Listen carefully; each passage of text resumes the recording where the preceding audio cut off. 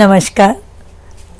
आज के इस व्याख्यान सत्र में हम एक श्रृंखला के अंतर्गत फिलोसॉफिकल फाउंडेशन ऑफ एजुकेशन में जो हमारी एक व्याख्यान श्रृंखला चल रही है उसमें हम दर्शन शास्त्र और शिक्षा में क्या संबंध है इस पर निरंतर बात करते आए हैं। दर्शन शास्त्र और शिक्षा जो है वो एक दूसरे के पूरक है। दर्शन के बिना शिक्षा अधूरी है और शिक्षा के बिना दर्शन अधूरा है। तो इसी श्रृंखला में हम अभी तक हमने जिन विभिन्न स्कूलों के बारे में जो थॉट्स है, हमारे various schools of thoughts in philosophy of education and their relevance in education पर हम चर्चा करते आए हैं। और इस चर्चा में हमने शिक्षा के साथ शिक्षा जो है उस पर कौन कौन से वाद हैं, कौन कौन से स्कूल्स हैं जिनका प्रभाव पड़ा और उस प्रभाव से उस शिक्षा की प्रक्रिया क्या रही, आदर्शवाद, वास्तविकतावाद, प्रकृतिवाद, इन तीन वादों पर हम चर्चा पूर्व की व्याख्यान श्रृंखलाओं में कर चुके हैं। और उसमें आदर्शवाद में शिक्षा के उद्देश्य क्या हैं, शिक्षा का महत्व क्या है, शिक्षा की किस तरह से शिक्षा के उद्देश्यों को लेकर के शिक्षा की व्यवस्था की गई है, शिक्षा की प्रक्रिया जो है उस प्रक्रिया में पाठ्यक्रम में कौन कौन से विषय पढ़ाए जाएंगे या पढ़ाए जाने चाहिए, शिक्षण विधियां कौन सी होगी, छात्र का दायित्व क्या है, शिक्षक का दायित्व क्या है, विद्यालय का या स्कूल का प्रबंधन क्या होना चाहिए, इन विभिन्न जो पहलू हैं इन पर विस्तृत चर्चा कर चुके हैं। आज का जो ये व्याख्यान श्रृंखला है इस पे हम आज बात करेंगे अस्तित्ववाद यानी एग्जिस्टिज्म। अस्तित्ववाद क्या है, अस्तित्ववाद का शिक्षा पर किस प्रकार से और कितना प्रभाव पड़ा है। जब हम एग्जिस्टिज्म की बात कर रहे हैं और अस्तित्ववाद की बात कर रहे हैं तो एक नाम जो है जिसे हम इसके जनक के रूप में हम जान सकते हैं वो ये है जैन पॉल सार्त्रे। ये एक शिक्षाविद और दार्शनिक हुए हैं जिन्होंने अस्तित्ववाद की जो संकल्पना है उसको मूर्त रूप देने का और उसका प्रचार प्रसार करने का और उसके अनुसार शिक्षा की व्यवस्था करने का काफी कार्य किया है। उन्होंने बहुत ही सुंदर शब्दों में लिखा है, या उनकी मैं कहूंगी कि उनके अनुसार अस्तित्ववाद क्या है। उन्होंने लिखा है, मेरी एक रूपता दूसरे के साथ होनी चाहिए। ऐसा नहीं है कि मैं अकेला मैं ही हूं दूसरे से अलग होकर। कहने का तात्पर्य ये है कि मेरी एक रूपता दूसरे के साथ होनी चाहिए, यानी मैं जैसा हूं वैसा दूसरे के साथ भी हो सकता है, होना चाहिए। ऐसा नहीं है कि मैं अकेला हूं और दूसरे से अलग होकर के अकेला हूं। यानी हम सब जितने भी जो संसार में भौतिक और अभौतिक संस्कृति में जो प्राणी जगत है उस प्राणी जगत में सब एक दूसरे से जुड़े हुए हैं। एग्जिस्टिज्म एंड एजुकेशन, अस्तित्ववाद और शिक्षा। अस्तित्ववाद क्या है और शिक्षा का उससे क्या संबंध है, इस पर हम चर्चा कर रहे हैं। तो इसके लिए हमें सबसे पहले ये जान लेने की आवश्यकता है कि अस्तित्ववाद आखिर है क्या, अस्तित्ववाद का अर्थ क्या है। संक्षिप्त में अस्तित्ववाद को हम कैसे उसको शब्दों में बांध सकते हैं, उसका अर्थ बता सकते हैं। अस्तित्व शब्द की उत्पत्ति संस्कृत शब्द के अस धातु से हुई है जिसका अभिप्राय है होना, यानी किसी चीज का होना। अस्तित्ववाद एक भौतिकवादी विचारधारा है जिसमें मनुष्य के अस्तित्व को स्वीकारा गया है। इसमें ईश्वर की सत्ता होने ना होने जैसा कुछ भी नहीं है और नहीं स्वीकारा गया है। अस्तित्ववाद, अस धातु, अस का मतलब होता है होना, यानी है। रात्रि यानी आपने कहा कि रात का होना, सूर्य का उदय होना, चंद्रमा का प्रकाश देना, नदियों का जल देना, समुद्र का होना, पेड़ों का होना, पक्षियों का होना, पशुओं का होना, जीव जंतुओं का होना, इस प्रकृति का होना। यानी जो है वो उसका होना जो है वो अस्तित्ववाद है। और इसलिए इसमें मनुष्य के अस्तित्व को स्वीकारा गया है।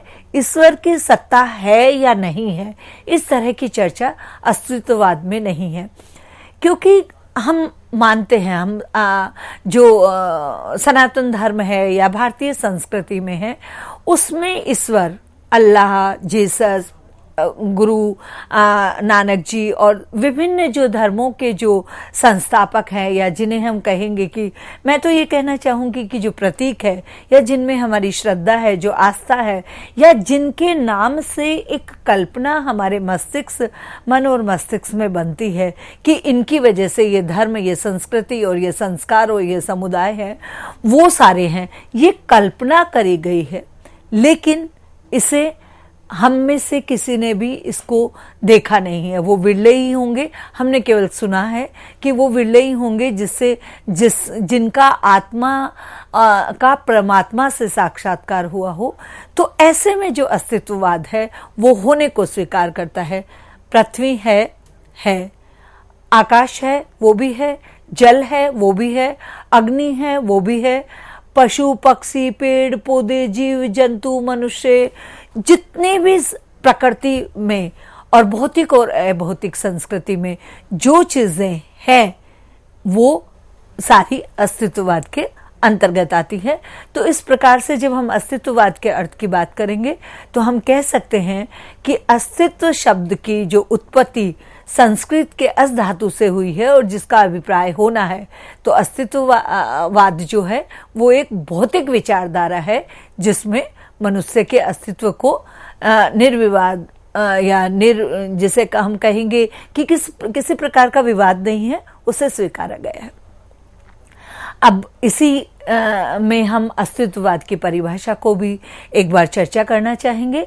कुछ जो शिक्षाविद और दार्शनिक होते हैं, वो अपना जो उनके विचार है, उनके भाव है, उनके अनुभूति है, या उनकी संकल्पना है, परिकल्पना है, उसके अनुसार वो उस किसी भी एक जो वाद है, स्कूल है, या जो कोई परंपरा है, उसकी एक अपने शब्दों में उसको बांध देते हैं और उसे हम कहते हैं परिभाषा।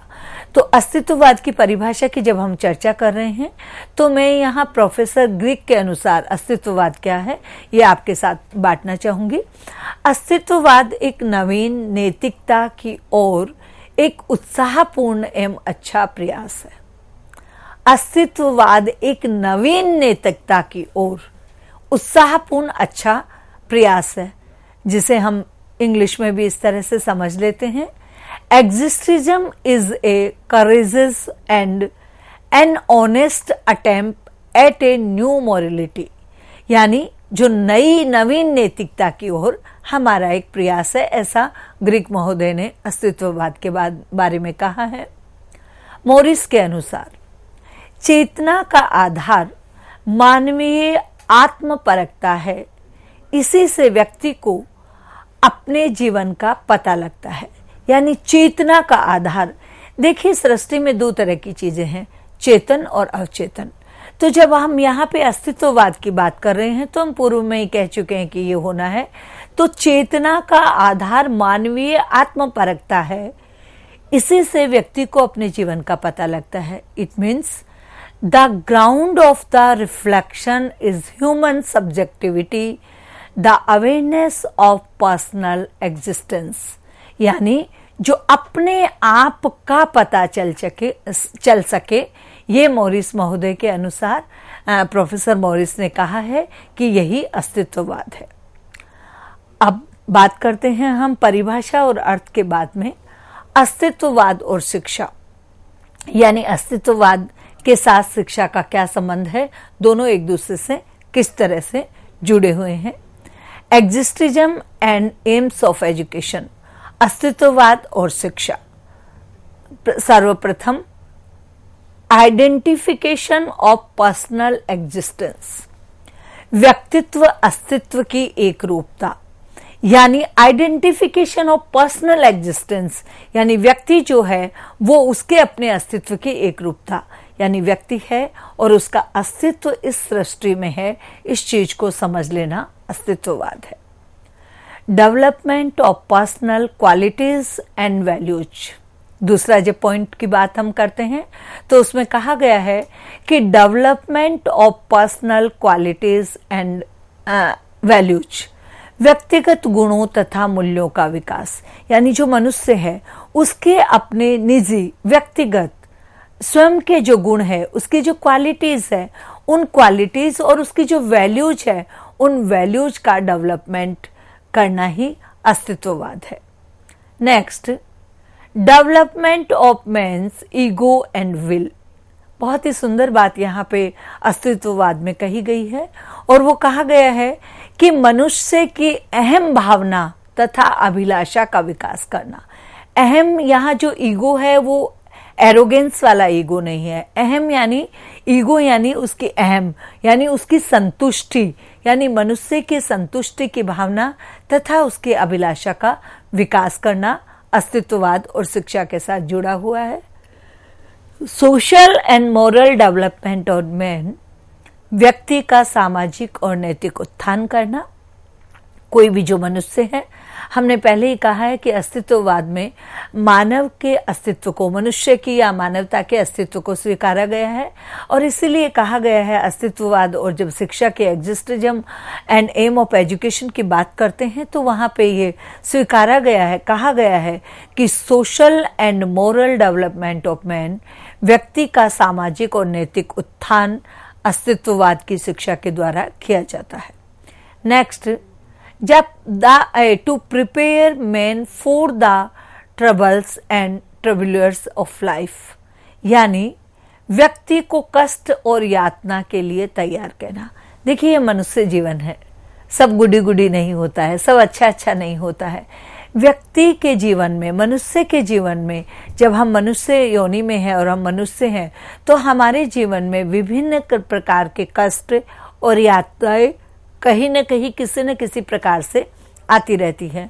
और वो जो हमारे कष्ट और यातनाएं हैं, उन कष्टों और यातना, यानी इसको यदि मैं संक्षिप्त में कहूं तो आप इसको इस तरह से समझ सकते हैं कि हमारे सामने जो हमारे जीवन के लक्ष्य हैं, उन लक्ष्यों के सामने जो चुनौतियां आती हैं, जो हमारे सामने चैलेंजेस आते हैं, उनको किस प्रकार से हम उनका सामना कर सकते हैं और उनके लिए हम किस प्रकार से तैयार होते हैं, यह अस्तित्ववाद की में एक शिक्षा का उद्देश्य है।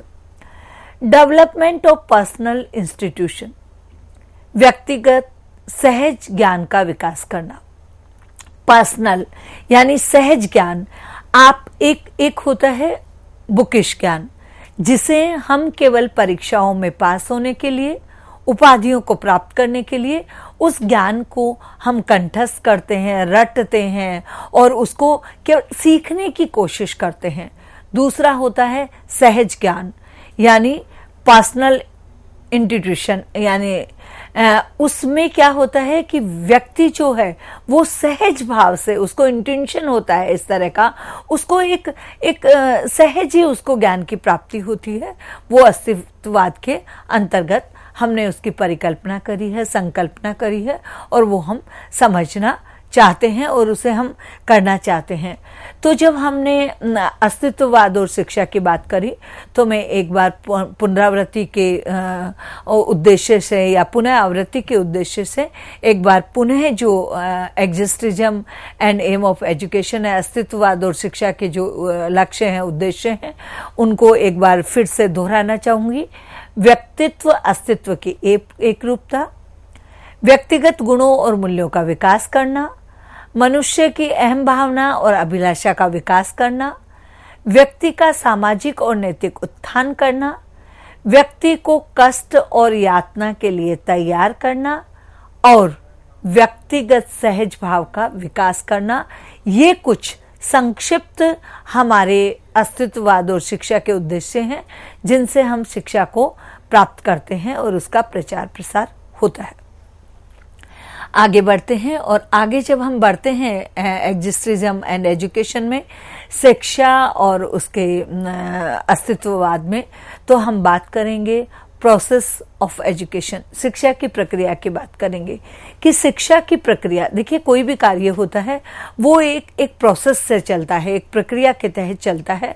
और जब हम शिक्षा की प्रक्रिया की बात करते हैं तो शिक्षा की प्रक्रिया में सबसे पहले हम जो कोई भी हमारा थॉट है, कोई भी हमारा टॉपिक है, कोई भी हमारा विषय है, कोई भी हमारा प्रकरण है या कोई भी हमारा एरिया है, उसको लेकर के हम अपना एक प्रक्रिया का निर्धारण करते हैं।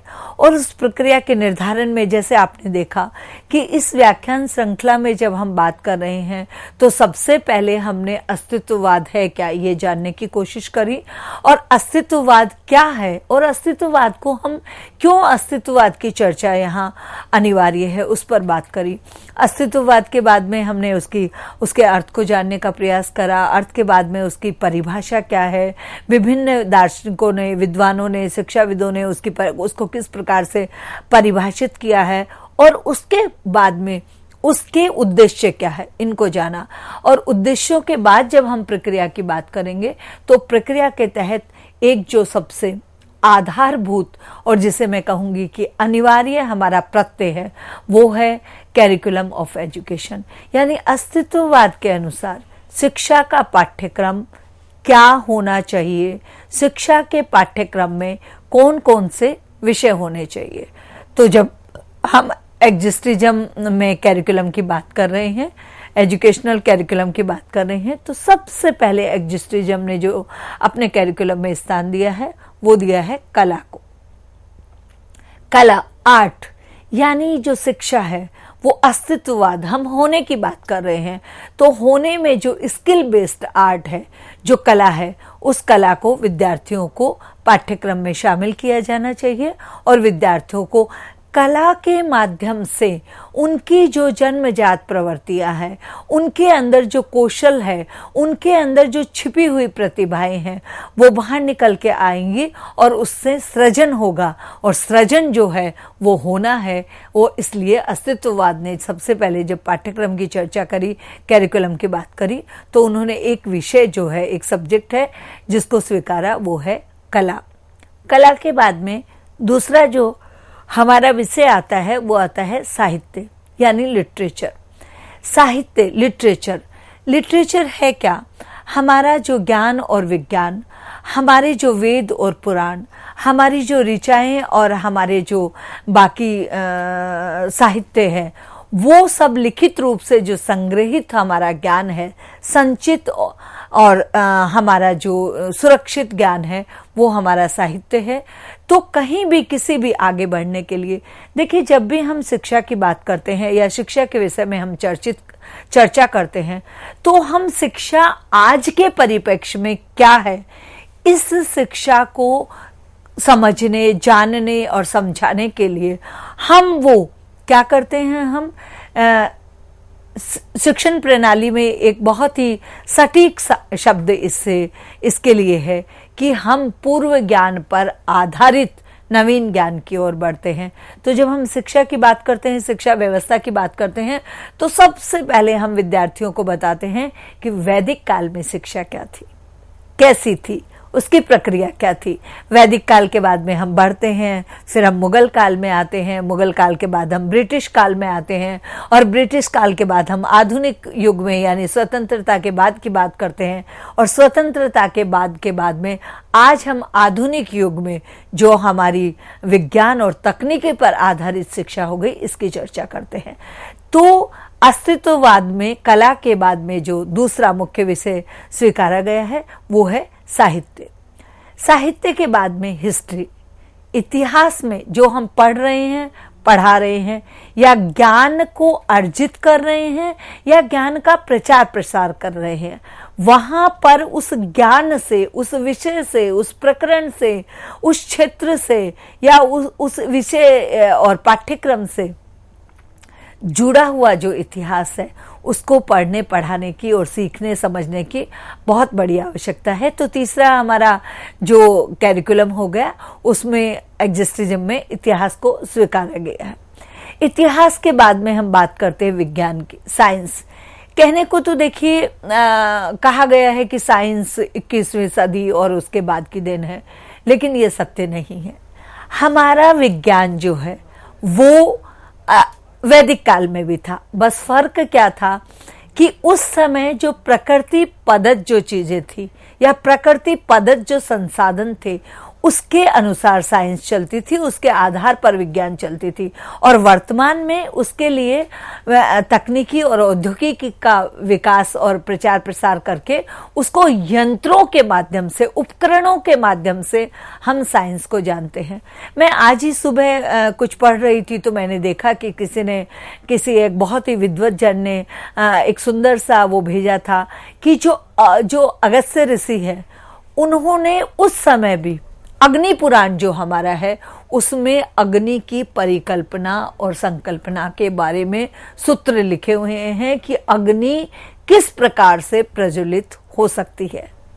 ऐसे ही जब हम चरक की बात करेंगे, चरक ऋषि की बात करेंगे, तो हमारा विज्ञान, हमारा शल्य चिकित्सा जो हमारी है, हमारी जो सर्जरी है, वो उस समय की देन है। आज ये कोई नया नहीं आया है।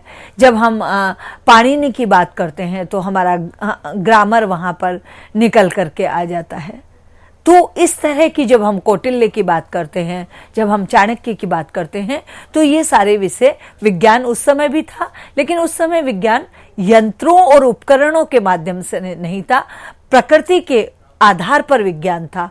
जो चंद्रमा और सूर्य की कलाएं हैं, जो हमारे प्राकृतिक संसाधन हैं, उस पर आधारित हमारा विज्ञान था। औषधियां जो थी वो हमारी जड़ी बूटियों पर आधारित थी। और हम आज वर्तमान में इस कोरोना काल में देख रहे हैं कि पुनः हम हमारी प्रकृति की ओर लौट रहे हैं।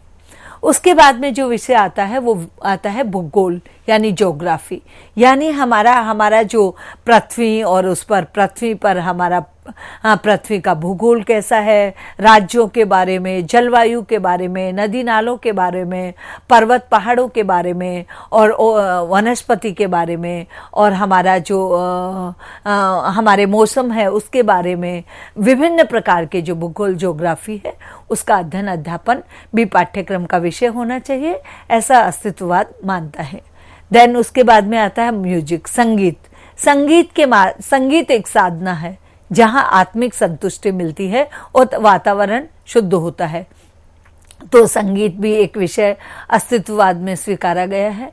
उसके बाद में आता है फिलॉसफी, दर्शन शास्त्र, और दर्शन शास्त्र के बाद में है हमारा मनोविज्ञान यानी मन का विज्ञान। मन के अनुसार, मन के विज्ञान में क्या क्या आ जाएगा, आपका आईक्यू लेवल आ जाएगा, बौद्धिक क्षमता आ जाएगी, अभिरुचि आ जाएगी, अभिवृत्ति आ जाएगी, आपकी बौद्धिक क्षमता आ जाएगी, आपकी रुचियां आ जाएगी, आपका एटीट्यूड आ जाएगा, एप्टीट्यूड आ जाएगा, आपकी हैबिट्स आ जाएगी, आदतें आ जाएंगी, सारी चीजें इसके अंदर समाहित हो जाएगी।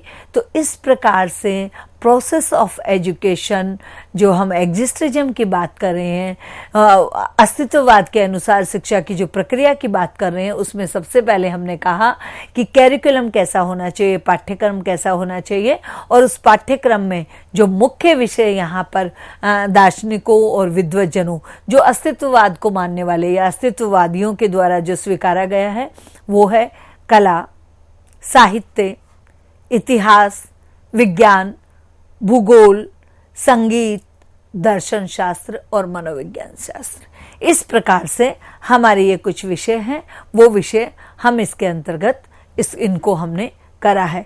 तो अब तक जो हम इसमें चर्चा कर रहे हैं, उस चर्चा में हमने चर्चा को जब हमने किया है तो उस चर्चा में हमने अस्तित्ववाद क्या है, अस्तित्ववाद की परिभाषा क्या है, कैसे ग्रीक महोदय और मॉरिस महोदय ने अस्तित्ववाद को स्वीकारा है, उसको शब्दों में बांधा है। उसके बाद में अस्तित्ववाद और शिक्षा के जो उद्देश्य हैं वो कैसे होने चाहिए, क्या क्या होने चाहिए, इस पे हमने विस्तृत चर्चा करी। और उद्देश्यों के बाद में जो हमने चर्चा करी, उद्देश्यों के बाद में वो हमारा आया कि शिक्षा की प्रक्रिया कैसे होनी चाहिए, और शिक्षा की प्रक्रिया में जो आधारभूत हमारा स्तंभ है वो है पाठ्यक्रम।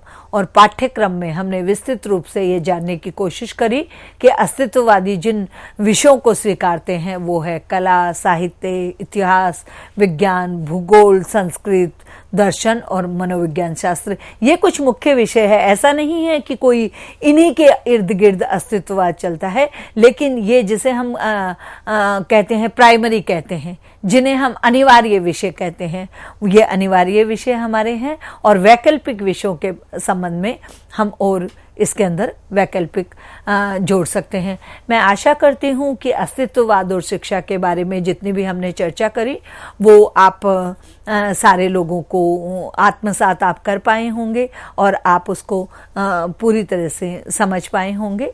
इन्हीं शब्दों के साथ मैं इस व्याख्यान जो हमारा सत्र है इसको विराम देती हूँ और अगले सत्र में हम फिर मिलते हैं। धन्यवाद, नमस्कार।